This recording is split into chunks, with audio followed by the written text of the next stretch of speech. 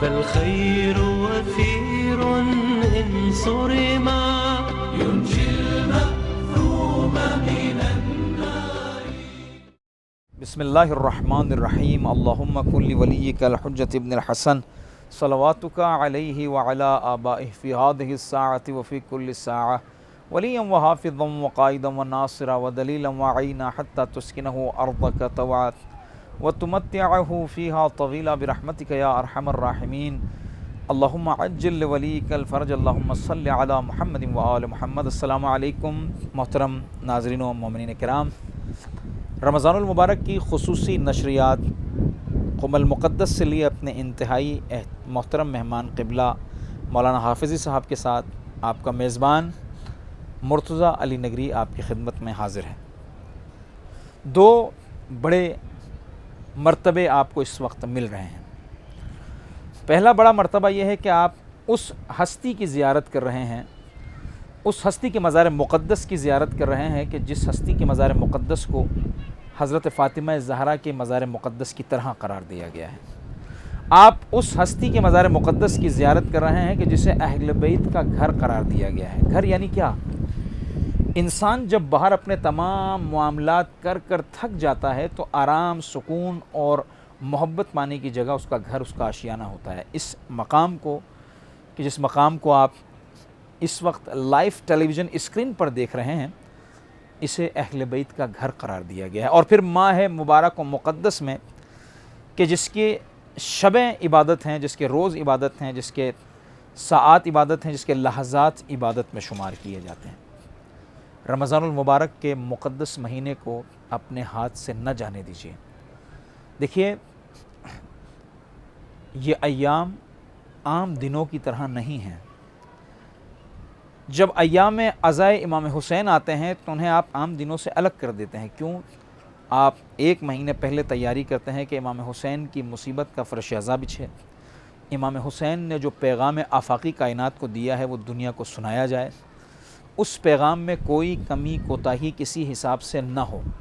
آپ مسجد کو، امام بارگاہ کو بہترین طریقے سے صاف کرتے ہیں، سجاتے ہیں، فرش عزا بچھاتے ہیں، بہترین خطیب کا اہتمام کرتے ہیں، سوز و سلام پڑھنے والے لوگوں کا انتظام کرتے ہیں، نوخانوں کو بلاتے ہیں تاکہ ایک محفل منظم و مرتب آپ خود فرش عزا پہ بیٹھتے ہیں. ذہنی آمادگی ہوتی ہے آپ کی کہ آج ہم نے اہل بیت اطہار علیہ السلام کے فضائل اور کربلا کی مصیبت کو سننا ہے.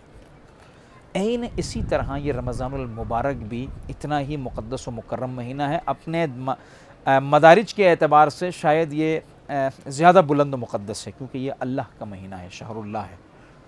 پروردگار عالم نے 12 مہینوں میں سے اس کو کیوں چنا، اس کے دن، اس کی راتوں کو، اس کے لحظات کو، اس کے ساعات کو کیوں مقدس ترین قرار دیا، اس ماہ میں اللہ تعالیٰ نے کیوں شب قدر کو رکھا، کیوں پروردگار عالم نے اس ماہ میں قرآن کو نازل کیا. آپ کی اور میری ذمہ داری، اللہ کا تقاضا ہم سے اس ماہ میں کیا ہے، آج یہ ہم بات کرنے چلیں گے. دیکھیے، میں ہمیشہ ایک جملہ کہتا ہوں، بات وہ ہو جو دل سے نکل کر زبان تک آئے. جو صرف زبان سے نکلے اس کا کوئی فائدہ نہیں ہے. اللہ کو اور اہل بیت کو ماننے کا، ان کی اطاعت کرنے کا طریقہ یہ ہے کہ جو انہوں نے کہا ہے اس پر چلنے کی کوشش کی جائے. کوئی یہ نہیں کہتا کہ آپ کاملاً اہل بیت بن سکتے ہیں، لیکن ان کے بتائے ہوئے رستوں پر چلنا انہی کا حکم ہے. اگر آپ نے ان کی حکم عدولی کی تو ان کی مدح و ثنا کا کیا فائدہ آپ دے رہے ہیں ان کو، یا ان کو کس طرح سے آپ اور میں راضی کر رہے ہیں. آئیے چلتے ہیں اس ماہ کی عظمت کی طرف، اس ماہ کی برکت کی طرف، اس ماہ کی بلندی کی طرف، اس ماہ کے معراج کی طرف، اور اس ماہ سے کس طرح سے ہم استفادہ کر سکتے ہیں. قبلہ سے گفتگو کرتے ہیں. السلام علیکم ورحمۃ اللہ. وعلیکم ورحمۃ اللہ وبرکاتہ. قبلہ بہت بہت شکر گزار ہیں، آپ اس خوبصورت محفل کو مزید نورانی کرنے کے لیے یہاں تشریف لائے، اور یقیناً کل بھی میں ناظرین کی خدمت میں عرض کر چکا ہوں. ایک ناظرین کرام، ایک خطیب ہوتا ہے اور ایک استاد ہوتا ہے.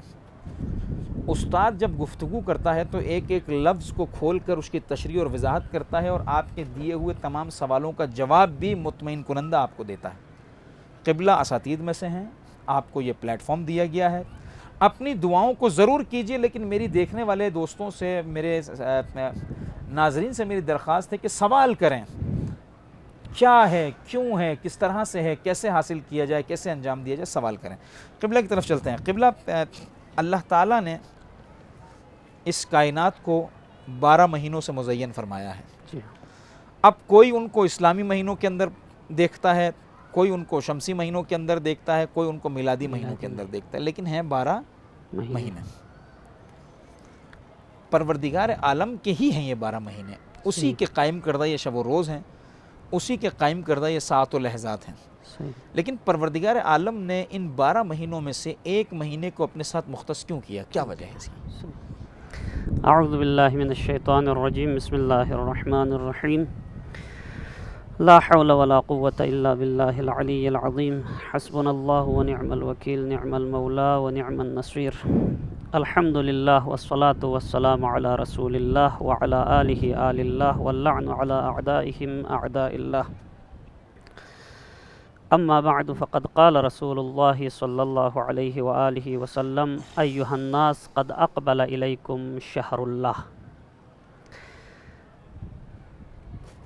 پیغمبر اسلام نے اسی خطبے میں اس ماہ مبارک کے لیے لفظ شہر اللہ استعمال کیا. جیسے کہ آپ نے سوال کیا کہ اس مہینے کو خدا کا مہینہ کیوں کہتے ہیں، حالانکہ 12 مہینے خدا کے ہیں. بے شک. دیکھیں، خداوند عالم نے اپنی مخلوقات کے لیے 2 چیزیں جو سب سے زیادہ ضروری تھیں وہ سب سے پہلے عطا کی. ایک ہے زمان، ایک مکان. صحیح. یہ 2 چیزیں ایسی ہیں جس سے خدا کے علاوہ کوئی بے نیاز نہیں ہے. کیا بات ہے. فقط خدا بے نیاز ہے، خدا کے علاوہ سب اس کے محتاج ہیں. نہ وہ زمان کا جی ہاں. محتاج ہے، نہ مکان کا محتاج. خدا نہ زمان کا محتاج ہے، نہ مکان کا محتاج ہے. لیکن اس کے باوجود خدا نے ایک زمان خاص اور ایک مکان خاص کی نسبت اپنی طرف دی ہے. سبحان اللہ. خدا محتاج نہیں ہے، نہ زمانے کا محتاج ہے نہ مکان کا. وہ زمان خاص جس کی نسبت خدا نے اپنی طرف دی ہے وہ یہی ماہ مبارک ہے. سبحان اللہ. خدا نے فرمایا میرا مہینہ. اور ایک مکان خاص ہے جس کی نسبت خدا نے اپنی طرف دی، وہ ہے بیت اللہ. بیت اللہ کے حج کے حوالے سے حضرت ابراہیم خلیل کو حکم ہوا کہ حج بیت اللہ کا اعلان کیا جائے. وَأَذِّن فِي النَّاسِ بِالْحَجِّ يَأْتُوكَ رِجَالًا وَعَلَى كُلِّ ضَامِرٍ يَأْتِينَ بِفَجٍّ عَمِيقٍ. یہ اعلان حضرت ابراہیم نے کیا. جو خدا کا گھر ہے اس کے طواف کے لیے دعوت حضرت ابراہیم علیہ السلام کے ذریعے دی. اور یہ جو مہینہ خدا کا ہے اس کی دعوت خدا نے اپنے رسول کے ذریعے دی. سبحان اللہ. دیکھیں کیوں خدا کا گھر کہا جاتا ہے اور کیوں خدا کا مہینہ کہا جاتا ہے. نہ خدا کو گھر کی ضرورت ہے، نہ خدا کو مہینے کی ضرورت ہے. یہ اس لیے ہے کہ اس میں خدا کی زیادہ سے زیادہ برکتیں، رحمتیں، نعمتیں اور مغفرتیں ہیں، اس مہینے میں بھی اور خدا کے گھر میں بھی.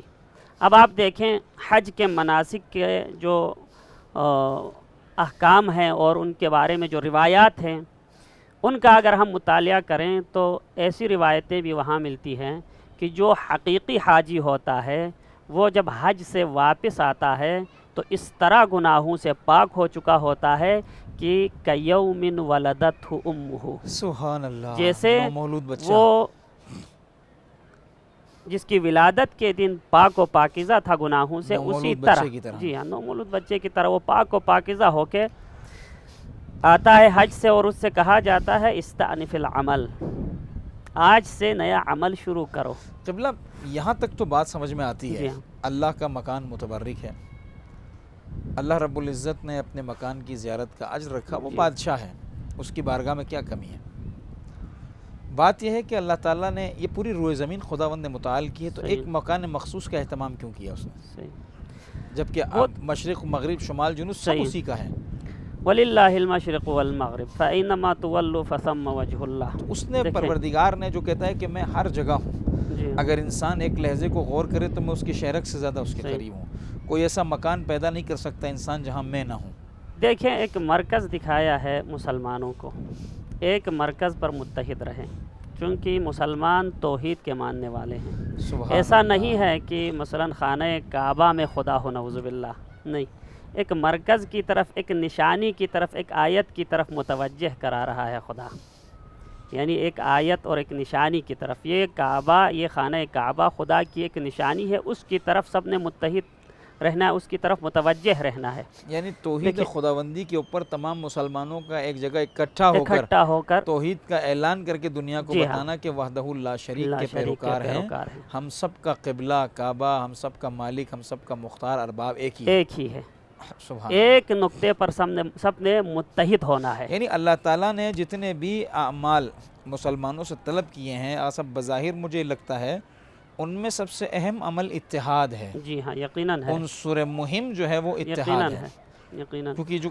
حج سے لے کر زیارات سے لے جی کر ہاں، جتنے بھی کام ہیں یہ سب اتحاد کی طرف اشارہ اتحاد کرتے کی ہیں۔ طرف اشارہ۔ اور لیکن افسوس کے ساتھ یہ کہنا پڑتا ہے کہ مسلمان اس وقت جو ہیں ایک اللہ کے ماننے والے ہیں، ایک رسول کے ماننے والے ہیں، ایک قرآن کے ماننے والے ہیں، اس کے باوجود منتشر ہیں، متفرق ہیں، مختلف فرقے۔ بہرحال خدا ہمیں اتحاد و اتفاق سے رہنے کی توفیق عطا کریں۔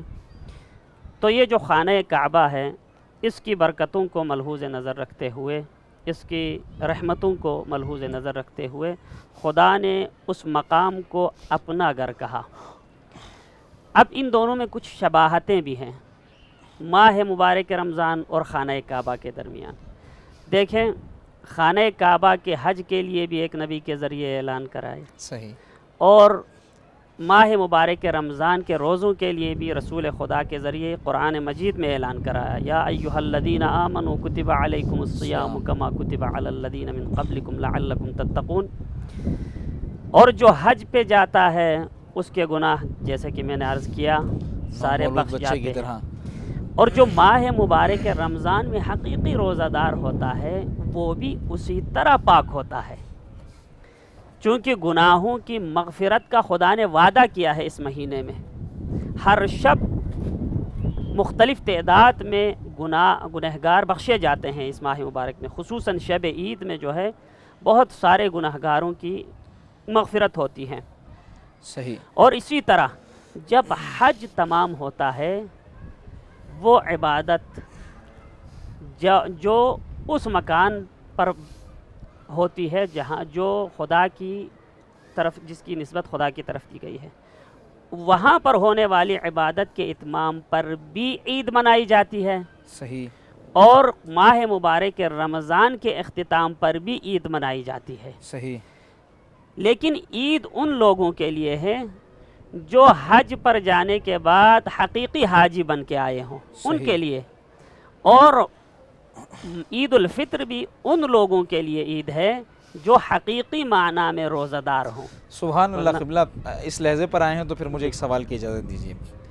دیکھیے، روزہ تو میں بھی رکھتا ہوں، جی ہاں، 16، 14، 15، 17 گھنٹے ہر ملک کے حساب سے جو بھی ٹائمنگ ڈیوریشن بنتی ہے فجر سے مغرب تک، میں بھی رکھتا ہوں، آپ بھی رکھتے ہیں، اور دیگر لوگ بھی رکھتے ہیں، تمام مسلمان تقریباً رکھتے ہیں۔ اگر بات یہ ہے کہ میں روزہ تو رکھ رہا ہوں، لیکن حقیقی روزہ دار بننے کے لیے مجھے کیا کرنا پڑے گا، یا اس سے مراد کیا ہے پیغمبر اکرم کی؟ دیکھیں، ماہ مبارک رمضان کی پہلی تاریخ میں جو دعا ہم مانگتے ہیں اس میں ایک جملہ ہے، اللہم اجعل صیامی فیہ صیام الصائمین۔ ہم خود روزہ دار ہوتے ہیں، اس کے باوجود ہم خدا سے دعا کرتے ہیں، پروردگار مجھے میرا روزہ روزہ داروں کے روزوں میں شمار فرما۔ سبحان اللہ، بھئی جب روزہ رکھا ہوا ہے تو یہ دوبارہ سوال تو کرنے کا دوبارہ کیا؟ روزہ داروں کے روزوں میں شمار کرنے کا کیا مطلب ہے؟ اس میں علماء فرماتے ہیں کہ صیام الصائمین سے مراد یہاں پر 3 طرح کے روزے ہوں گے۔ روزہ تو سب رکھتے ہیں، صحیح، لیکن 3 طرح کے روزے ہیں۔ ایک ہے روزہ عام صحیح، جو ہم رکھتے ہیں، صحیح، جو مبتلات روزہ ہے اس سے پرہیز کرتے ہیں، صحیح جو ہے۔ چیزیں روزے کو باطل کرتی ہیں اس سے ہم پرہیز کرتے ہیں، بالکل یہ ٹھیک ہے، عام روزہ ہے۔ بالکل ٹھیک ہے۔ ایک روزہ ہے روزہ خاص افراد کا روزہ ہے۔ وہ یہ ہے کہ وہ نہ فقط مبتلات روزہ سے پرہیز کرتے ہیں بلکہ تمام اعضاء و جوارح کا روزہ ہوتا ہے۔ اس کے تمام اعضاء و جوارح روزہ دار ہوتے ہیں. جیسے کہ پیغمبر اسلام کا بھی ایک فرمان ہے کہ فَإِذَا صُمْتَ فَلْيَصُمْ، جب تم روزہ رکھتے ہو تو فَلْيَصُمْ سَمْعُكَ وَبَصَرُكَ وَاحْفَظْ لِسَانَكَ وَيَدَكَ وَفَرْجَكَ. اور طولانی ہے روایت. جب تم روزہ رکھتے ہو تو تمہاری آنکھوں کا بھی روزہ ہونا چاہیے، تمہارے کانوں کا بھی روزہ ہونا چاہیے، تمہاری زبان کا بھی روزہ ہونا چاہیے، تمہارے ہاتھوں کا، تمام اعضاء و جوارح کا روزہ ہونا چاہیے. آقا کیا مطلب ہے اس سے؟ دیکھیں میری آنکھ کا روزہ، کیا آنکھ کو بند کروں میں 16 گھنٹے؟ نہیں دیکھیں. میری زبان کا روزہ، کروں کیا گا. زبان کو میں ساکت رکھوں 16 گھنٹے؟ ذرا اس کی توضیح فرمائیے گا، دیکھیں. اس سے کیا مراد ہے؟ اس سے مراد یہ ہے جس طرح ہم عام روزے میں جن چیزوں کو خدا نے ماہ مبارک رمضان میں حرام قرار دیا ہے ان سے اپنے آپ کو بچاتے ہیں. جیسے کھانا پینا صحیح. خدا نے ماہ مبارک رمضان کے دنوں میں جو ہے ہمیں حرام قرار دیا ہے. صحیح. اب آنکھ کے لیے جہاں دیکھنا خدا نے حرام قرار دیا ہے ان چیزوں سے، ایسی نظروں سے آنکھ کو محفوظ رکھنا ہے. ایک کال کی اجازت چاہوں گا آپ سے. السلام علیکم ورحمۃ اللہ. قبلہ اپنے ٹیلی ویژن کی آواز بند کیجیے گا، اپنے ٹیلی ویژن کی آواز بند کیجیے گا پلیز، اپنے ٹیلی ویژن کی آواز بند کیجیے گا کائنڈلی. جی قبلہ فرمائیے گا، کیا کہنا چاہیں گے؟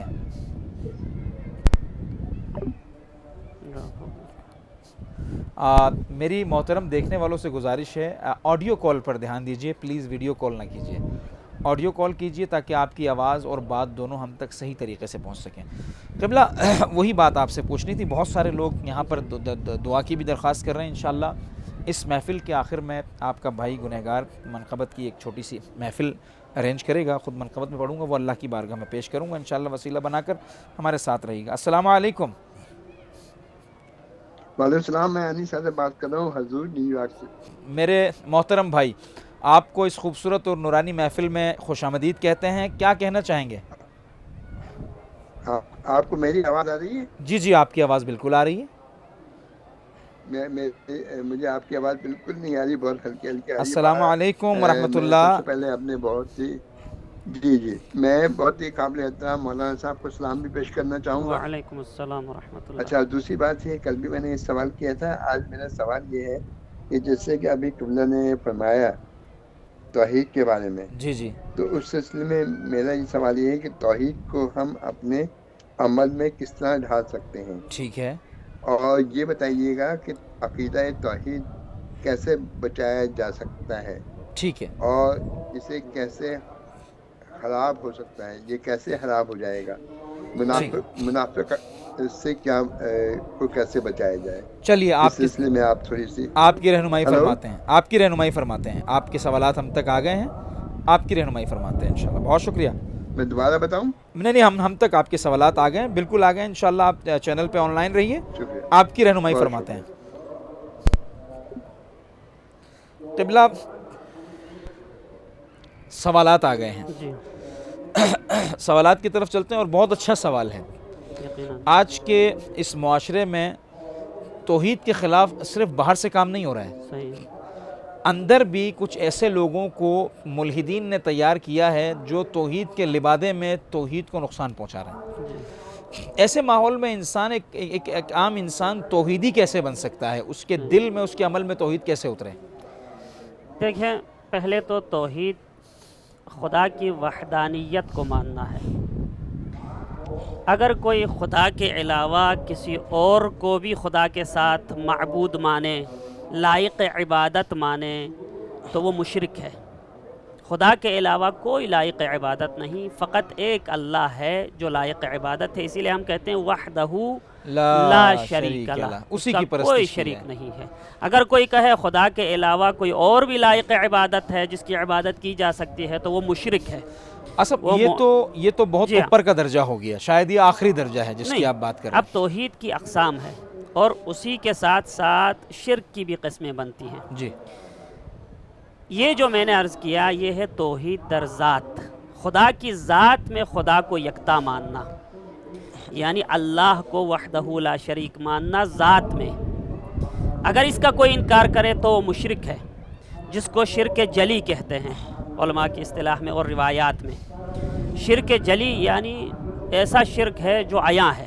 توحید ذاتی کو توحید کلی بھی کہا جائے گا جی قبلہ؟ توحید خدا کی ذات میں، خدا کی ذات میں کسی اور کو، مثلا خدا کی ذات کے علاوہ کوئی اور بھی اگر کوئی لائق عبادت ہے، اگر یہ عقیدہ رکھے تو وہ مشرک ہے۔ اب انہوں نے سوال کیا کہ اس توحید کو ہم اپنی عملی زندگی میں کیسے لائیں توحید کو؟ تو توحید کی قسموں میں سے ایک قسم یہ ہے کہ توحید در عبادت، اس شرک کی طرف کسی کی توجہ نہیں ہے۔ یہ بھی شرک ہے کہ عبادت میں کسی اور کو شریک قرار دیں۔ صحیح۔ کیسے؟ مثلا میں ایک آیت کے ضمن ایک روایت آئی ہے تفسیر مجمع البیان میں کہ ایک شخص پیغمبر اسلام کی خدمت میں آیا، آ کے عرض کرنے لگا یا رسول اللہ انی اتصدق واصل الرحیم ولا اصنع ذلک الا للہ، میں صدقہ دیتا ہوں، نیکی کرتا ہوں، صلہ رحمی کرتا ہوں، اور یہ فقط اور فقط خدا کے لیے ہی کرتا ہوں، ٹھیک ہے؟ لیکن جب اس میرے عمل کا ذکر ہوتا ہے، لوگ میری تعریفیں کرتے ہیں، تو یہ تعریفیں سن کے مجھے خوشی محسوس ہوتی ہے، سبحان اللہ۔ خوشی محسوس ہوتی ہے، اور میرے اندر عجب کی صفت پیدا ہو جاتی ہے۔ میں انشاءاللہ اس کی تعریف کروں گا، عجب کسے کہتے ہیں، ریا کسے کہتے ہیں، اور سمعہ کسے کہتے ہیں۔ توحید در عبادت کے لیے یہ 3 خطرے لاحق ہوتے ہیں۔ دیکھیں، اس نے جب یہ عرض کیا تو رسول خدا صلی اللہ علیہ وآلہ وسلم خاموش رہے، فسکت رسول اللہ، رسول خدا خاموش رہے۔ اتنے میں آیت اتری، وہ آیت یہ ہے اگر اس آیت سے پہلے جی توحید عبادت میں توحید کے معاملے ہاں۔ پر آپ آیت بتائیں، اس سے پہلے ایک اور کالر کو شامل لے کرتے ہیں۔ السلام علیکم ورحمۃ اللہ۔ السلام علیکم۔ ہلو، السلام علیکم۔ السلام علیکم۔ علیکم السلام۔ جی میرے محترم بھائی، کیا کہنا چاہیں گے اس نورانی محفل علی میں؟ عباس، جی جی مولا کی اس میں شان میں کچھ بولنا چاہتے ہیں، جی ہم جی بات کرنا چاہتے ہیں آپ۔ جی جی کہیے کہیے، آپ کے لیے محفل کھلی ہے۔ ہلو، جی جی فرمائیے۔ ڈراپ ہو گئی غالباً کال کٹ گئی قبلہ۔ جی ہاں تو آپ عبادت میں توحید کے بارے میں جی ہاں۔ 3 چیزوں کا ذکر کر رہے تھے۔ توحید کو عملی زندگی میں ہم کیسے لا سکتے ہیں؟ تو وہ توحید در عبادت کے ذریعے ہم توحید کو عملی زندگی میں لا قبلہ اس سکتے کو آسان کر کے بتائیے گا مزید اور، کہ عبادت میں توحید اس کو ہم کیسے عملی طور پہ کریں گے؟ بہت آسان کریں گے، یہ ہے سادہ الفاظ۔ آسان طریقہ یہ ہے کہ عبادت کرتے وقت عبادت کی جو نیت ہے اس میں خدا کے سوا کوئی اور نہ ہو، قربتاً اللہ۔ یعنی توحید یعنی ایک، یعنی ہم جس کے لیے عبادت کرتے ہیں وہ ایک ہی ہیں، دکھاوے کے لیے کسی اور کی خوشنودی کے لیے ہم نہ کریں۔ اگر ریا ہو تو یہ شرک ہے، اس کو شرک کہا ہے۔ سمعہ ہو، یعنی میں یوں کروں، اگر ریا کو یوں لوں ایک اور آسان الفاظ میں اپنے سامعین کے لیے، میں نماز تو پڑھ رہا ہوں، جی ہاں، میرے برابر میں کوئی موٹی تگڑی شخصیت بیٹھی ہیں، میں ان کو دکھانے کے لیے الحمدللہ قرات رب اچھی کر کے العالمین، خضوع و خشوع کے ساتھ تاکہ پڑھیں، وہ میری قرات سے متاثر اور کہیں کہ اف کیا بندہ ہے، کیا قرات کر رہا ہے، یہ ہے وہ ہے، تو یہ ریا ہو گیا۔ یعنی خود نماز کے بارے میں ہی آیت ہے قرآن مجید میں، فویل للمصلین، نماز پڑھنے والوں کے لیے ویل ہے۔ دیکھیں کون نماز پڑھنے والے؟ الذین هم یراؤون، جو دکھاوے کے لیے پڑھتے ہیں نماز، اللہ اکبر، ان کے لیے ویل ہے۔ قرآن نے خود اعلان کیا ہے، فویل للمصلین الذین هم یراؤون۔ نہ پڑھنے والوں کی تو بات الگ ہے، پڑھنے والوں کے لیے جو دکھاوے کے لیے پڑھتے ویل ہیں، یعنی ویل جہنم بھی مانا لیا ہے، اس عذاب کا بھی ایک لیا ہے، ترجمہ مصیبت بھی وائے، ہے، جو وائے ہے ان پر، مصیبت ہے، وائے ہے۔ یہ بھی مانا لیا ہے، ایک ویل تو جہنم کا بھی نام ہے۔ تو اس حوالے سے جو دکھاوے کے لیے عبادت کرتے ہیں، تو یہ ریا جس کو احادیث میں شرک خفی کہا ہے۔ یعنی ہم اگر سادہ بات کریں قبلہ عوام تک پہنچانے کے لیے، مومنین تک، ریا بھی شرک کی ایک قسم ہے، شرک در عبادت ہے یہ۔ ریا۔ جی ہاں۔ دوسری قسم آپ بتا رہے تھے؟ ایک سمعہ ہے۔ صحیح، اس میں کیا ریا کیا یہ جائے؟ ہے کہ اب تینوں میں فرق یہ ہے، ریا اس وقت ہوتا ہے جب ہم عمل انجام دے رہے ہوتے ہیں، صحیح، عمل کی حالت میں ریا ہوتا ہے۔ صحیح۔ مثلا میں عمل انجام دے رہا ہوں، نماز پڑھ رہا ہوں، تو اسی نماز پڑھنے کی حالت میں میں کسی کو دکھا رہا ہوں، صحیح، تو عمل کی حالت میں ہوتا ہے ریا، ریا عمل کی حالت عمل کی حالت میں ہوتا ہے۔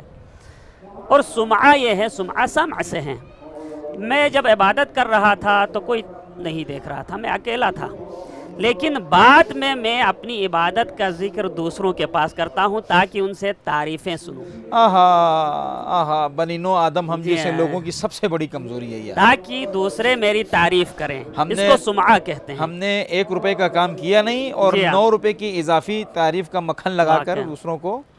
دیکھیں اعمال میں اچھا ہے آغا، میں آپ کی بات کاٹ رہا ہوں، میں انتہائی شرمندہ ہوں، یہ جملہ اپنے دوستوں کی خدمت میں اس لیے عرض کر رہا ہوں کہ اللہ نہ کرے کسی کا عمل ضائع نہ ہو، صرف ہدایت مقصود ہے، کسی پر تنقید یا خدا نخواستہ کسی کا مذاق اڑانا مقصود نہیں ہے۔ ہم جیسے لوگ اگر 3 بار کربلا سے ہو کر آ جائیں نا، جی ہاں۔ چوتھی دفعہ اعلان کر کے لگاتے ہیں کہ ماشاءاللہ صحیح ہم تو بات ہے۔ 5 دفعہ ہو کر آ گئے ہیں۔ یقیناً جو نہیں گیا آگا اس کے دل پہ کیا گزرتی ہو، واقعہ یہ سمعہ ہوا۔ سمعہ یعنی لوگوں کے کانوں تک پہنچانا، یعنی میں نے یہ اچھا کام کیا ہے۔ اچھا آگا، اس میں بھی ایک شرط اور آپ کی خدمت میں اضافہ کر کے اس کا جواب چاہوں گا۔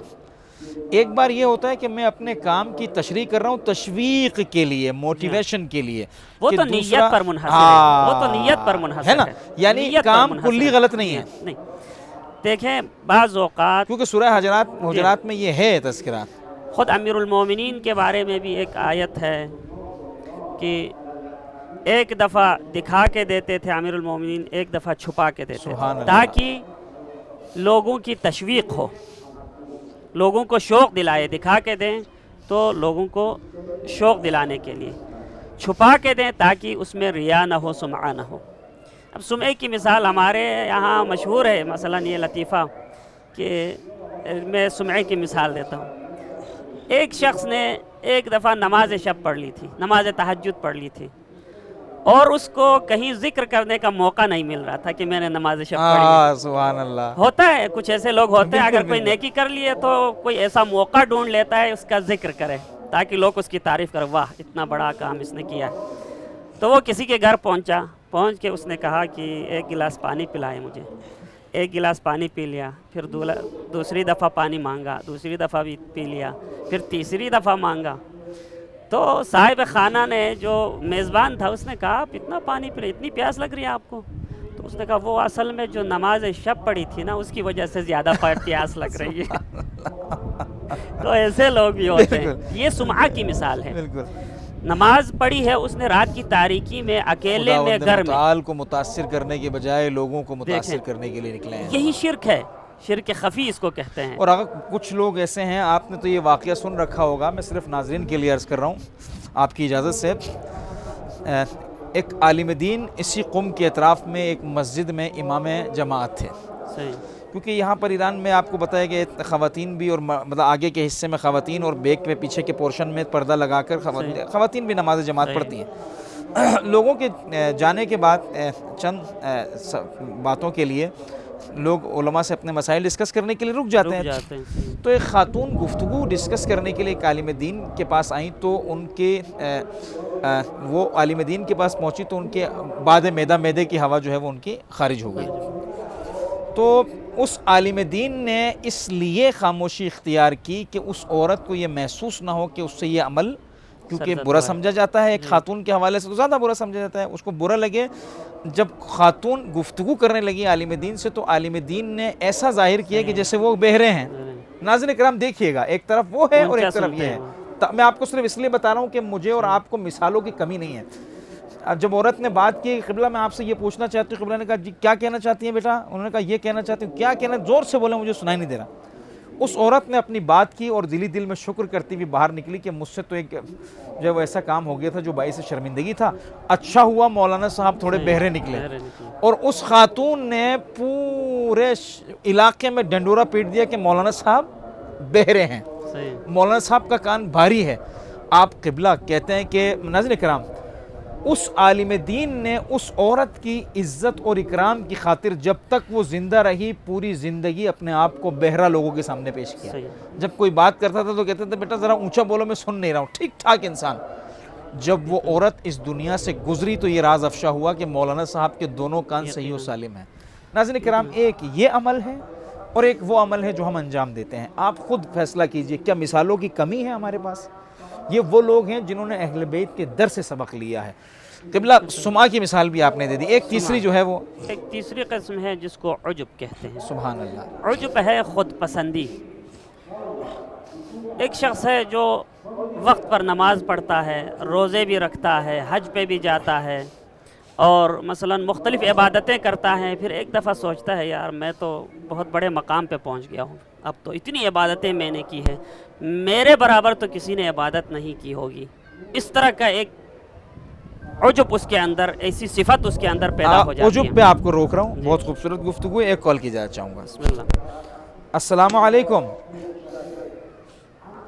ہلو، میں علی عباس بول رہا ہوں. مولا کی شان میں کچھ جی کیجئے. یہ نورانی محفل آپ کے لیے ہے. اس محفل کے آخر میں بھی ذکر ہوگا. کیجئے. آپ کا بہت بہت شکریہ ہوگا. اور ہم جو مولا کے چاہتے ہیں، ہم آپ کا چینل دیکھتے ہیں تو ہمیں بہت اچھا لگتا ہے. آپ کی بہت محبت اور ہم آپ کی مولانا صاحب سے دیکھیے کیا پریشانی ہے. ہم انڈیا آگرہ سے بول رہے ہیں. بہت شکریہ محبت آپ کی. ہندوستان کے تمام لوگوں کو ہمارا سلام. تمام مومنین کو ہمارا سلام. آتے آتے رکاوٹ سے ہو جاتی ہے. انشاءاللہ آپ کے لیے دعائیں خیر کرتے ہیں. بہت شکریہ. محفل کے آخر میں انشاءاللہ میں ایک چھوٹی سی منقبت اپنی، جو اللہ تعالیٰ نے مجھے یہ مداحی کا شرف دیا ہے، اس شرف کو میں آپ کی طرف سے ہدیہ کروں گا اللہ کی بارگاہ میں، توسل بنا کر اہل بیت کا، کہ خداوند متعال اس ذکر عظیم کے صدقے سے، جو کہ حضرت فاطمہ زہرا سلام اللہ علیہا کا ذکر ہے، کنیز خدا کا ذکر ہے، آج میں اس ذکر کو کروں گا. اور آپ تمام لوگ جو میسیجز کر رہے ہیں، ہمیں کالز کر رہے ہیں دعاؤں کے لیے، آپ تمام لوگوں کی طرف سے وسیلہ بنا کر، صرف شرط اتنی سی ہے کہ انتہائی اخلاص اور کیفیت کے ساتھ اپنے آپ کو بقی لے جا کر اس کلام کو سنیے گا، جناب زہرا کے کلام کو، اور ہمارے ساتھ اگر ہو سکے تو ورد زباں بھی کیجیے گا. انشاءاللہ آخری کے چند لمحات میں آپ کی طرف سے ہم منقبت خوانی بھی کریں گے.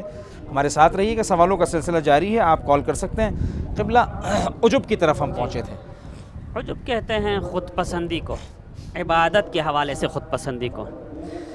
یعنی اپنی عبادتوں پہ اس کو فخر ہوتا ہے، یعنی میری طرح عبادت کرنے والا کوئی نہیں ہوگا. علامہ جعفری یہاں ایران میں ایک بہت بڑے عالم دین گزرے ہیں. انہوں نے ایک واقعہ سنایا کہ ایک دفعہ ایک شخص تھے، ان کے دوست تھے، کہ مساجد مدارس وہ بناتے تھے، مختلف نیک کاموں میں وہ ہمیشہ مشغول رہتے تھے. ایک دفعہ ان کو یہ خیال آیا کہ میں نے اتنے نیک کام کیے ہیں، اب تو میرا درجہ بہت بلند ہو گیا ہوگا، میرا مرتبہ اللہ کی بارگاہ میں کوئی مرتبہ مجھے ملا ہوگا، کوئی جو ہے وہ 10-12 ہزار گز کے کئی پلاٹ تو میں نے بنا ہی لیے ہوں گے. یہ سوچا. پھر انہوں نے کہا کہ میں مشہد جاتا ہوں، مشہد جا کے امام رضا کی، اور نیت بھی صاف ہے دیکھیں، لیکن عجب کی صفت اندر آ گئی ہے. اس نے کہا میں امام رضا کی بارگاہ میں جاؤں گا اور امام سے یہ عرض کروں گا، مولا اگر مجھے کوئی مقام ملا ہے تو اس کی زیارت کروا دیجیے. آپ کی زیارت کرنے کے بعد میں جب حرم سے نکلوں گا تو کسی طریقے سے وہ مقام مجھ تک پہنچا دیں، وہ مقام بتا دیں، اس مقام کو مجھے مطلع کر دیں اس مقام کے حوالے سے. تو وہ مشہد گئے، مشہد جا کے امام کی زیارت کی. تو وہ حرم سے جب نکلے باہر تو ایک خاتون جا رہی تھی، ان سے ٹکرا گئے وہ. اتنے میں اس خاتون نے اس کی طرف رخ کر کے فارسی کا ایک جملہ کہا، میں ترجمہ نہیں کروں گا، خیلی خری کا. اس نے امام سے التجا کی تھی کہ کسی بندے کے ذریعے، اچھے بندے کے ذریعے میرا مقام مجھے بتا دے. تو اس نے کہا کہ کیا فرمایا آپ نے؟ تو اس نے کہا اس امام رضا کی قسم خیلی خری. اللہ اکبر. پھر اس نے کہا تب جا کے مجھے اپنے مقام کا پتہ چلا. دیکھیں انسان. اگر یہاں ایک اور تشریح آپ سے چاہوں گا. جی. خر تو پاکستانیوں کو بھی پتا ہے کہ یار یہ تو انتہائی خر انسان ہے. جملہ کہا اس لیے خر سے مراد یہ ہے کہ تم انتہائی گدھے ہو. خیلی خری نہیں، انتہائی گدھے ہو، بے وقوف ہو. آغا خود پسندی اور خود نمائی جی ہاں، یہ دونوں قریب قریب کی چیزیں ہیں، خود نمائی تو وہی ریا ہے نا؟ وہی دونوں ریا ہے، قریب قریب جی کی ہاں۔ چیزیں ہیں۔ خود پسندی یعنی اپنے آپ کو سب سے اچھا سمجھنا، ہاں، یہ ذرا ڈفرینشیشن میں چاہ رہا ہوں۔ اپنے آپ کو اچھا سمجھنا۔ ریا میں ایسا نہیں ہوتا، اپنے اپنے آپ کام کو اچھا دکھانا۔ نہیں، جی ہاں، اپنے آپ کو اچھا ظاہر کرنا ہوتا ہے، وہاں پہ اچھا ہوتا نہیں ہے اس کے اپنے خیال میں بھی، لیکن اچھا ظاہر کرنا ہوتا ہے ریا میں۔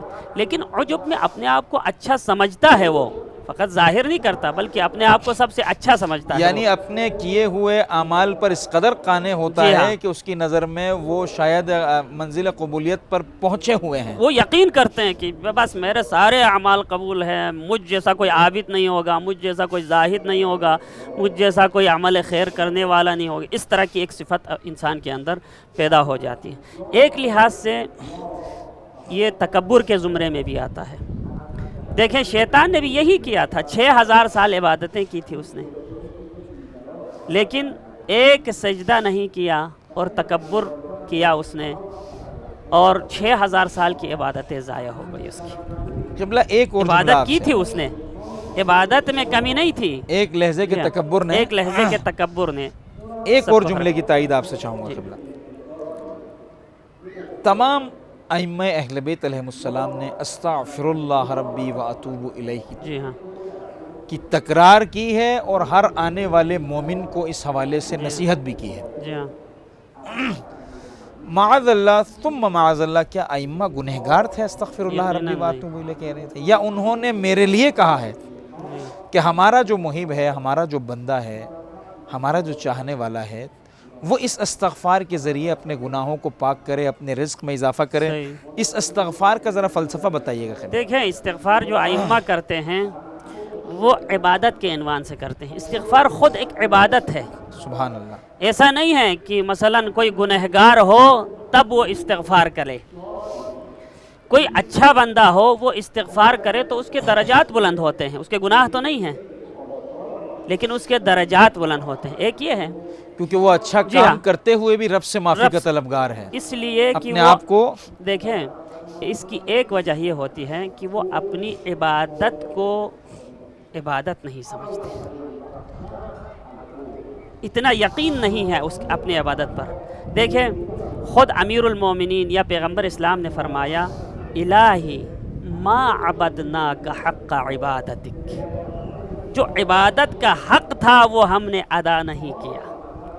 امیر المومنین خدا کی بارگاہ میں فرما رہے ہیں، یعنی یہ کیا ہے، یہ خدا کی بارگاہ میں تواضع ہے، اپنے عمل کو کچھ نہ سمجھنا۔ اور ہمیں بھی یہ سبق درس دیا ہے، یہ مقام تعلیم ہے، مقام درس ہے کہ ہمیں بھی سکھا رہے ہیں ائمہ کہ استغفار کرو، اگر گنہگار ہو تو گناہوں کی مغفرت ہوگی، اگر گنہگار نہ ہو تو درجات بلند ہوں گے، اور خدا کی عبادت ہے، مطلق عبادت ہے استغفار۔ پیغمبر اکرم، یہ مشہور امام علی کے حوالے سے یہ روایت بھی ہے نا کہ امام علی کے پاس ایک شخص رزق کا مسئلہ لے کر آتا ہے، مولا استغفار کا حکم دیتے ہیں، اولاد کا مسئلہ لے کر آتا ہے، مولا استغفار کا حکم دیتے ہیں، گھر کی پریشانیوں کا مسئلہ لے کر آتا ہے، مولا استغفار۔ یہ تفسیر میں ہے، تفسیر مجمع البیان میں امام رضا علیہ السلام سے بھی یہ روایت نقل ہوئی ہے، اور امیر المومنین سے بھی ایک آیت کے ضمن میں۔ وہ یوں ہے کہ ایک شخص، یہ جیسے کہ آپ نے فرمایا، ایک نے رزق کی شکایت کی، ایک نے اولاد کی، اور ایک نے خشک سالی کی، تینوں کو ایک ہی نسخہ ملا استغفار۔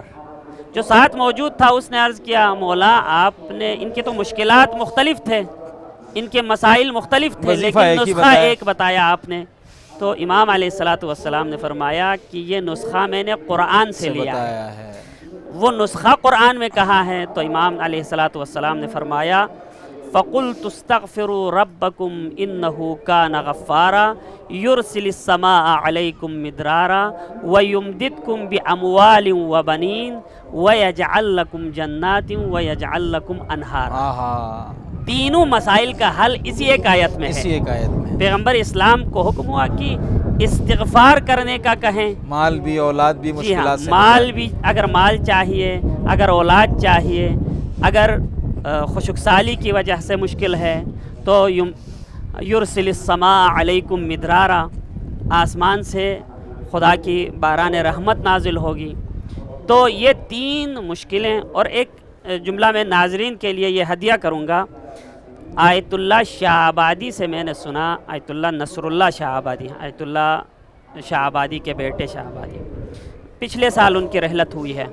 انہوں نے فرمایا کہ یہ تجربہ شدہ مجرب نسخہ ہے نماز استغفار. مفاتیح الجنان میں بھی موجود ہے. جی نماز انٹرنیٹ پہ بھی اگر آپ استغفار، جی ہاں، لکھیں گے نماز گوگل پہ استغفار نماز لکھیں، مل استغفار جائے. لکھیں گے اس کا طریقہ آ اس جائے کا گا. طریقہ آ جائے گا. اور اس میں آیت اللہ شاہ آبادی نے فرمایا بہت سارے لوگ میرے پاس آئے تھے اور اولاد نہ ہونے کی شکایت کی تھی اور دعا کرنے کا کہا تھا. میں نے ان کو یہ نسخہ دیا اور بعد میں سب اپنے بچے لے کے ولادت کے بعد میرے پاس آئے اور ان بچوں کے کانوں میں اذان و اقامت میں نے کہی. سبحان اللہ سبحان اللہ. یعنی مجرب نسخہ ہے نماز استغفار. جب آپ کو وقت ملے نماز استغفار پڑھیں.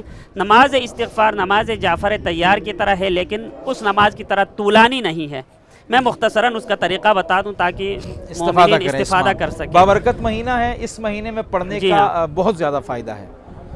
اگر کسی کو اولاد کا مسئلہ ہے، مال کا مسئلہ ہے یا کوئی اور مسئلہ ہو، گناہوں کی بخشش کا مسئلہ ہو تو یہ نماز استغفار پڑھیں. سورہ حمد 2 رکعت ہے نماز. دونوں رکعتوں میں سورہ حمد کے بعد سورہ انا انزلنا یعنی سورہ قدر کی تلاوت کرنی ہے اور حمد و سورہ کے بعد 15 مرتبہ استغفر اللہ استغفر اللہ استغفر اللہ پڑھنا ہے. اور رکوع میں جا کے 10 مرتبہ، رکوع سے اٹھ کے 10 مرتبہ، سجدے پہلے سجدے میں 10 مرتبہ، سجدے سے سر اٹھانے کے بعد 10 مرتبہ. استغفر اللہ ربی واتوب الیہ، استغفر اللہ فقط استغفر جی ہاں، اللہ. استغفر چھوٹی ہو گئی. اللہ چلیے ربی واتوب آسانی بھی ہے. اس میں نماز دیکھیں، جعفر جی ہاں، طیار کی نسبت یہ عادی وہ ہو تو گئی. طولانی ہے. 4 اچھا، رکعتیں طریقہ پھر وہی ہے. تسبیحات. طریقہ دیکھیں وہی ہے. یہ 2 رکعت دیکھیں، ہے اور استغفر اللہ بھی چھوٹا ذکر ہے. اور نماز جعفر طیار میں تسبیحات 4 پڑھتے ہیں 15 مرتبہ حمد و سورہ کے بعد، اور صورتیں بھی مختلف ہیں اس میں. 4 رکعت رکعتیں میں چاروں الگ صورتیں جی ہیں. ہاں، اس چاروں میں الگ. دونوں رکعتوں میں ایک ہی صورت ہے. ایک ہی سورہ انا انزلنا کی تلاوت کرنی ہے. سورہ قدر کی جی ہاں، تلاوت سورہ کرنی انا ہے سورہ انزلنا، حمد کے بعد. حمد کے بعد. اور ایک رکعت میں تقریباً 75 مرتبہ جو ہے استغفر اللہ پڑھیں. 15 دفعہ قیام میں، 15 دفعہ حمد و سورہ رکوع کے میں، بعد، 10 دفعہ رکوع میں، 10 دفعہ رکوع سے اٹھنے سمیع کے اللہ بعد، میں، 10 دفعہ پہلے سجدے میں، سجدے سے اٹھنے کے بعد 10 مرتبہ، دوسرے سجدے میں 10 مرتبہ، دوسرے سجدے سے اٹھنے کے بعد 10 مرتبہ. کل ٹوٹل 75. اچھا آغا ان تمام چیزوں میں اذکار نماز بھی پڑھیں گے نا ساتھ؟ جی ہاں، سب مثلا پڑھیں جیسے گے. ہم رکوع میں گئے ہیں، جی ہاں، سبحان رکوع کے ربی ذکر کے بعد العظیم پڑھیں گے. کہنے کے بعد 10 مرتبہ. اس کے بعد 10 مرتبہ. کیونکہ بہت سارے لوگوں نے مجھ سے کہیں اور پلیٹ فارمز پر بھی یہ سوال کیا کہ ہم اذکار نہیں پڑھیں. میں نے کہا نہیں، آپ اذکار پڑھیں پڑھنے کے بعد، کیونکہ اذکار تو واجب ہے. اذکار نماز سے متعلق ہیں اور یہ نماز ہے، واجب ہے نماز میں. تو ان اذکار کے بعد مثلا حمد و سورہ کے بعد آپ پڑھیں گے تو رکوع میں جا کے رکوع کے ذکر کے بعد، سجدے کے ذکر کے بعد، سمع اللہ لمن حمیدہ کہنے کے بعد، تو یہ ٹوٹل 2 رکعتوں میں 150 مرتبہ آپ استغفار کریں گے. 2 رکعت نماز میں 150 مرتبہ آپ استغفر اللہ پڑھیں گے. تو یہ نماز مجرب ہے. جن کے ہاں اولاد نہیں ہوتی، جو مالی لحاظ سے تنگ دستی کے شکار ہیں، تو ان کے لیے یہ بہت اہم نسخہ ہے. مجرب تجربہ شدہ نسخہ ہے یہ علماء کے ہاں. تو یہ ماہ استغفار کے حوالے سے، اور جو استغفار کرتے ہیں ان کے لیے یہ بہترین نسخہ ہے. یقیناً قبلہ میں بہت شکر گزار ہوں، اور اس بھائی کا بھی شکر گزار ہوں جس نے توحید سے متعلق سوال کیا تھا. میرے محترم بھائی تک تو سوال کا جواب پہنچ چکا ہوگا. دیکھیے مختصراً آپ کی خدمت میں عرض کر رہا ہوں، خود نمائی، خود پسندی اور اپنے عمل کو دوسرے تک پہنچا کر اس سے داد اور ستاد حاصل کرنا ہے. اگر ان 3 چیزوں سے آپ پرہیز کریں گے تو یہی اللہ کی بارگاہ میں بہترین توحیدی بننا ہے کہ آپ کا جو بھی عمل ہو، عمل کے لحاظ آپ کا جو بھی عمل ہو، آپ اس کو خالصتاً اللہ کے لیے قرار دیں. یہی آپ کی اور میری عاقبت کو بھی بخیر کرے گا اور دنیا کو بھی بخیر کرے گا. ہمارے ساتھ رہیں، گفتگو کا سلسلہ جاری ہے. قبلہ کی طرف ایک اور سوال میں لے کے چلوں گا، لیکن اس سے پہلے آپ کی خدمت میں ایک جملہ عرض کروں. دیکھیے، اہل بیت کے چاہنے والے دنیا میں بھی سرفراز ہیں، آخرت میں بھی سرفراز ہیں، لیکن اس کی ایک صورت ہے. وہ صورت اہل بیت اطہار کا اتباع ہے. آپ کے میرے معاشرے میں ایک بڑی مصیبت، دیکھیں میں روزانہ ان باتوں کو کہہ رہا ہوں. میں خود نوجوان ہوں، میں آپ کی طرح کا انسان ہوں. بحیثیت نوخان تمام سوسائٹیز میں میرا جانا رہا ہے. جوان بوڑھے بچے ہر کسی سے میری انٹریکشن رہی ہے، اس لیے میں ان معاملات کو سمجھتا ہوں اور آپ کی خدمت عرض کر رہا ہوں. ہمارے یہاں ایک بڑا مسئلہ یہ ہے، جب ہمیں کچھ کرنا ہوتا ہے اور وہ ہمارے مزاج کے مطابق نہیں ہوتا ہے تو ہم کہتے ہیں نہیں ایسا تو نہیں ہے، ہم تو ایسا نہیں کریں گے، ہمیں ایسا نہیں لگتا، ہمیں لگتا ہے یوں ہونا چاہیے۔ آپ مجھے یہ بتائیے آپ اور میں کون ہوتے ہیں کہ یہ فیصلہ کریں کیا لگتا ہے اور کیا نہیں لگتا ہے، کیا ہے اور کیا نہیں ہے؟ ہم یوں کریں گے، ہم یوں نہیں کریں گے، یہ آپ کا اور میرا اختیار کب سے ہوا؟ جس مالک و مختار نے ہمیں پیدا کیا ہے اس نے بہترین نمونے اس کائنات میں دے کر بھیجے ہیں، تاکہ کل آپ اللہ کی بارگاہ میں یہ سوال نہیں کریں مالک و مختار تو نے کوئی نمونہ نہیں دیا تھا جس کو ہم دیکھ کر عمل کر سکیں۔ قانون فطرت ہے، جب انسان کو کوئی چیز کرنی ہوتی ہے تو پہلے وہ اس کا سیمپل حاصل کرتا ہے، اس کا طریقہ حاصل کرتا ہے، تاکہ اس کام کو دیکھ کر آپ لے کر جاتے ہیں نا، فلاں ٹائپ کی شرٹ چاہیے ہمیں، درزی کے پاس لے کر جاتے ہیں، اس کو بتاتے ہیں، وہ کہتے ہیں ایک سیمپل لے آؤ بنا دوں گا، سیمپل دیکھتا ہے اس جیسا بنا دیتا ہے۔ اللہ تعالیٰ نے بھی بہترین نمونے، اپنی ذات کی تمام خوبیوں کے نمونے اللہ نے کائنات میں بھیجے جو انسان کی ضرورت تھی۔ آپ مبرہ نہیں ہیں، آپ یہ کہتے ہیں کہ اہل بیت علیہ السلام ہماری بخشش کرا دیں گے، لیکن میں نے اور آپ نے اہل بیت کو بھی کچھ دینا ہے یا مفت میں بخشش لینی ہے؟ اس پر قبلہ کی طرف چل کے سوال کروں گا۔ قبلہ ماہ مبارک ہے، موالیان علی کا اجتماع ہے، جو انسان سال بھر اپنی خون پسینے کی کمائی سے بچایا ہوا پیسہ ذکر اہل بیت میں صرف کر رہا ہے، آغا اس سے بڑا عاشق نہیں ہے۔ ایک انسان کی گھر کی چھت پر ٹین ہے، گرمی 45-44 ڈگری سینٹی گریڈ میں وہ پک رہا ہے، لیکن آغا وہ چھت نہیں ڈال رہا ہے، کہہ رہا ہے کہ نہیں مجھے ابا عبداللہ حسین علیہ السلام کی مجلس کروانی ہے۔ ایسے مومن، ایسے عاشق اور ایسے ولائی کو اگر علی علیہ السلام کی تعلیمات سے ہی محروم رکھا جائے، کتنا بڑا ظلم ہے یہ اس کے ساتھ۔ مشکل یہ نہیں ہے قبلہ کہ لوگ عمل نہیں کرتے ہیں، مشکل یہ ہے کہ ہم پیغام بھی ٹھیک طرح سے پہنچانے میں قاصر ہیں۔ تالی دونوں ہاتھوں سے بچتی ہے قبلہ، ایک ہاتھ جتنا بھی بچتا رہے وہ کچھ نہیں کر سکتا ہے۔ میرے محترم سننے والوں کو اس ماہ مبارک میں بتائیے گا کہ اتباع کا مطلب کیا ہے؟ کہ صرف اور صرف مدحت اہل بیت کر کے واہ واہ سبحان اللہ کر کے گھر چلے جانا ہے، یا اہل بیت کی تعلیمات کو ممبر سے کیا تقاضے ہیں؟ اہل بیت کی تعلیمات ڈسکس ہوں یا اہل بیت علیہ السلام کی صرف فضیلتیں ڈسکس ہوں؟ کیا ان کی تعلیمات ان کی فضیلتیں نہیں ہیں؟ اس پر ذرا سی گفتگو فرمائیے گا۔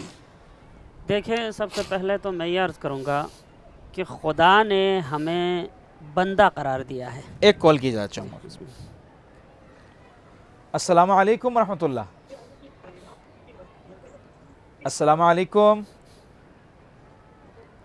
میرے السلام علیکم۔ ہیلو جی میری بہن، آپ کی آواز ہم تک پہنچ رہی ہے، ہماری آواز آپ تک آ رہی ہے؟ ہیلو جی میری بہن۔ السلام علیکم۔ علیکم السلام ورحمۃ اللہ، جی فرمائیے گا۔ وعلیکم السلام۔ ماشاء اللہ بہت اچھا پروگرام، بہت شکریہ۔ مولانا کو میرا سلام پلیز۔ علیکم السلام ورحمۃ اللہ۔ یہ پوچھنا، ابھی آپ نے کوئی نماز استغفار بتائی ہے، جی اگر کائنڈلی آپ اس کو ریپیٹ کر دیں تو پلیز، اس کا طریقہ کار استغفار کے لیے نماز جو بتائی۔ ٹھیک ہے، ابھی ریپیٹ کرتے ہیں، انشاءاللہ ہمارے ساتھ پروگرام میں شامل رہیے گا۔ جی دوسری بات یہ ہے کہ اگر جو روزے جو زندگی میں نہیں رکھ سکتے یا نہیں رکھے گئے، کسی بھی وجہ سے نہیں رکھے گئے یا نہیں رکھے، غفلت کی وجہ سے نہیں رکھے، تو جب جن کو روزے بخشتے ہیں گھر والے ان کی فوتگی کے بعد، تو کیا اس کی جو نیت ہوتی ہے وہ جو گزر گیا اس کو اپنی زندگی میں کر کے بتا کے جانی چاہیے اس نیت کو کہ میرے پیچھے میرے لیے روزے رکھوانا کسی کو، یا جب گھر والے نیت کر لیں تو ان کو فوراً ہی روزے اس کے بہاف پہ رکھوانے چاہیے، یا وقفے کے بعد بھی رکھوا سکتے ہیں کسی کو؟ ابھی آپ کا جواب دیتے ہیں سسٹر، ابھی آپ کا جواب دیتے ہیں۔ بہت شکریہ، ہمارے ساتھ رہیے گا۔ قبلہ نماز استغفار کا تو تذکرہ ہم کریں گے، لیکن یہ زیادہ مہم ہے روزوں کا معاملہ۔ کوئی انسان گزر جائے تو اس کی وصیت کس کو ہونی چاہیے؟ یا وہ وصیت کرے تو اسی کو وہ روزے رکھوانے ہیں، یا گھر کے کسی ایک فرد پر وہ واجب ہیں؟ ایک تو یہ ہے کہ نماز روزے کے حوالے سے بڑے بیٹے کا ذکر ہے، بڑے بیٹے پر واجب ہوتا ہے، لیکن اگر وصیت کرے تو اس میں شرط یہ ہے کہ وہ اپنے مال کا 1/3 حصہ مختص کرے، کہ میرے جانے کے بعد وصیت کا اختیار اسی میں ہے، 1/3 میں ہے، پورے مال کی وصیت وہ کر ہی نہیں سکتا۔ ایک تہائی حصے میں وہ وصیت کر سکتا ہے کہ میری وفات کے بعد میری نمازوں اور میرے روزوں کے لیے یہ مال رکھنا اور کسی سے میری نمازیں پڑھوانا اور روزے رکھوانا. سبحان اللہ. اگر یہ کرے، وصیت کرنا چاہتے ہیں تو اس طریقے سے کر سکتے ہیں. اگر اور وہ وقفے سے اگر رکھوائے جائیں تو کوئی حرج نہیں، تو کوئی نہیں مسئلہ نہیں ہے، وقفے سے ہے؟ رکھیں جتنا جلدی رکھوائے اتنا بہتر ہے. ان کے مشکلات میں، ان جی کے ہاں. عذاب میں کچھ کمی ہوگی. ہوگی. آقا بہت جتنی شکریہ. جلدی ہو سکے کریں تو بہتر ہے. بہت شکریہ جی آقا. ہاں. ہمارے پروگرام کا وقت یہاں اختتام کو پہنچتا ہے. صرف بہن کی خدمت میں نماز استغفار کا طریقہ آپ سن لیجئے گا. 2 رکعت نماز ہے. پہلی رکعت میں سورہ حمد اور سورہ قدر کے بعد 15 دفعہ استغفر اللہ کھڑے ہو کر اسٹینڈنگ پوزیشن میں ہی آپ نے پڑھنا ہے. اس کے بعد جب آپ رکوع میں جائیں گی تو سبحان ربی العظیم و بحمدی کے بعد 10 دفعہ استغفر اللہ. اس کے بعد دوبارہ کھڑی ہوئی اسٹینڈنگ پوزیشن میں سمیع اللہ لمن حمیدہ کے بعد 10 دفعہ استغفر اللہ. اس کے بعد آپ سجدے میں گئیں 10 دفعہ استغفر اللہ ذکر کے بعد. سجدے سے کھڑی ہوئی استغفر اللہ ربی واتوب الیہ کے بعد 10 دفعہ استغفر اللہ. پھر سجدے میں گئیں پھر 10 دفعہ استغفر اللہ ذکر کے بعد. پھر آپ کھڑی ہوئی بحول اللہ سے پہلے 10 دفعہ استغفر اللہ بحول اللہ پڑھ کے پھر کھڑی ہوئی آپ. پھر یہی پوزیشن کرنی ہے آپ نے اور سلام پڑھ دینا ہے. یہ 2 رکعت آپ کی کمپلیٹ. 150 ٹائمز 2 رکعت نماز میں آپ نے استغفر اللہ پڑھنا ہے ٹوٹل. کھڑے ہو کر 10 دفعہ، رکوع میں کھڑے ہو کر 15 دفعہ جب آپ نماز سٹارٹ کرتی ہیں، رکوع میں 10 دفعہ 25، سمیع اللہ میں 10 دفعہ 35، پہلے سجدے میں 10 دفعہ 45، استغفر اللہ میں 10 دفعہ 55، دوسرے سجدے میں 10 دفعہ 65 اور بحول اللہ سے پہلے یا آخری تشہد سے پہلے سلام سے پہلے 10 دفعہ 75. دونوں رکعتوں کی استغفار ملا کر 150 ٹائمز ہوتی ہے. یہ اس نماز کا بہت بینیفٹ ہے، بہت حاجات کی قبولی کے لیے بہت اہم نماز ہے. اس ماہ مبارک میں پڑھیے تاکہ اس کی برکات، اس کی رحمتیں بھی اس کے اندر شامل ہوں. انشاءاللہ آپ اپنی دعاؤں کو مستجاب ہوتا ہوا اپنی آنکھوں سے دیکھیں گی. آپ تمام مومنین کی طرف سے جناب زہرا سلام اللہ علیہ کی شان مبارک میں، شان اقدس میں، جیسے میں نے وعدہ کیا تھا، جتنے لوگوں نے ہم سے میسج پر دعاؤں کی درخواست کی ہے سب کی طرف سے 2 سے 3 اشعار شہزادی کونین کی شان میں عرض کر رہا ہوں. بقی تک پہنچ کر اس کو سنیے گا. بڑی مظلوم بیوی ہے. کچھ شخصیات ایسی ہیں کہ جب آپ ان کے فضائل بیان کریں نا تو آنکھوں میں آنسو آ جاتے ہیں. ان شخصیات میں سے شہزادی کونین بھی ایک شخصیت ہے. جب آپ شہزادی کا ذکر فضائل میں کرتے ہیں تب بھی شکستہ پہلو کہیں نہ کہیں میرے ذہن میں، آپ کے ذہن میں چل رہا ہوتا ہے. آئیے اس ذکر کو اللہ کی بارگاہ میں وسیلہ بناتے ہیں انتہائی خشوع و خضوع کے ساتھ. اللہم صلی علی محمد و علی محمد. کسے معلوم کیا کیا سیدہ ہے، کنیز رب اولا سیدہ ہے، جو اپنے باپ کی مادر بنی ہے، جو اپنے باپ کی مادر بنی ہے، اسی گھر کی یہ ملکہ سیدہ ہے. کسے معلوم کیا کیا سیدہ ہے، جسے رجس و نجاست چھو نہ پائے، جسے رجس و نجاست چھو نہ پائے، جسے رجس و نجاست چھو نہ پائے، اسی گھر کی یہ ملکہ سیدہ ہے. کسے معلوم کیا کیا سیدہ ہے. ارے خدا کو ڈھونڈنے والوں سنو یہ، خدا کو ڈھونڈنے والوں سنو یہ، ارے خدا کا ایک رستہ سیدہ ہے. کسے معلوم کیا کیا سیدہ ہے. اور آخری شعر، رضا جس کے میرے رب کی رضا ہو. شاعر اہل بیت یعفر عباس یوسفی کا لکھا ہوا بہت خوبصورت کلام ہے، انہیں بھی دعاؤں میں یاد رکھیے گا. رضا جس کے میرے رب کی رضا ہو، رضا جس کی میرے رب کی رضا ہو، رسالت کا وہ ٹکڑا سیدہ ہے. کسے معلوم کیا کیا سیدہ ہے.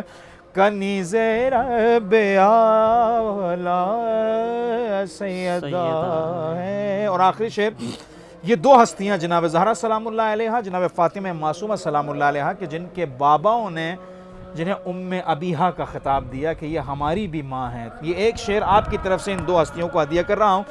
کسے معلوم کیا کیا سیدہ ہے، جو اپنے باپ کے مادر بنی ہے، جو اپنے باپ کی مادر بنی ہے، وہی ام ابیہا سیدہ ہے.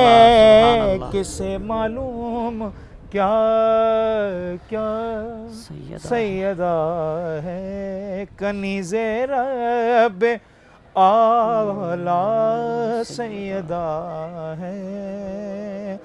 اللہم صلی علی محمد وآل محمد وعجل فرجہم. پروردگارہ ہماری اس قلیل سی عبادت کو اپنی بارگاہ میں قبول و مقبول فرما.